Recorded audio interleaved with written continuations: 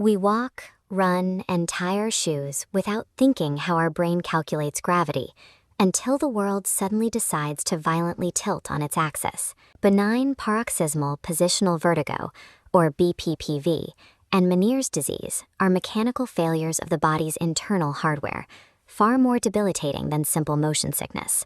The breakdown occurs deep within the skull, protected by the temporal bone. This is the vestibular labyrinth. How exactly does this microscopic maze of fluid and bone tell the brain which way is up? Balance isn't a passive given, it's an active, ongoing calculation. It requires a specific mechanical process running constantly in the background of our reality.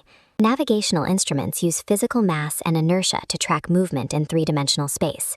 The human ear operates on these same laws of physics.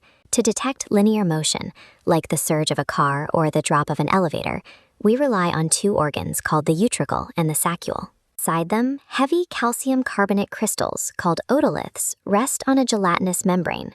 When you accelerate, inertia causes these stones to lag behind, physically pulling the hair cells underneath and triggering an electrical signal that tells the brain you're moving. For rotational movement, the ear uses three fluid-filled loops called semicircular canals, providing a full 3D map of your movement. They are oriented in three separate planes: lateral, superior, and posterior.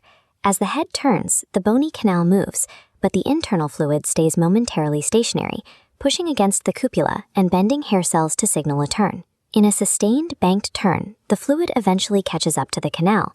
This creates a sensory illusion where a pilot feels like they are flying straight and level, even while the aircraft is still rotating. Our perception of up and down depends on the predictable inertia of microscopic fluids and stones. In BPPV, the system fails because of a structural breakdown.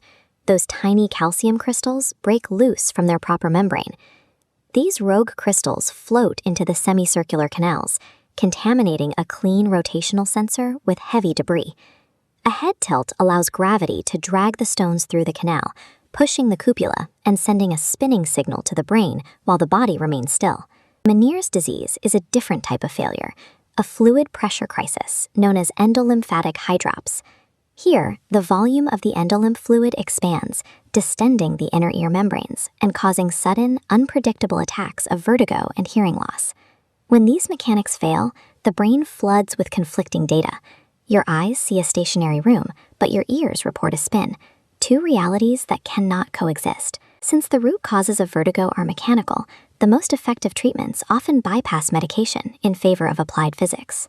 For BPPV, doctors use the Epley maneuver, a specific sequence of head tilts aligned with the inner ear's geometry.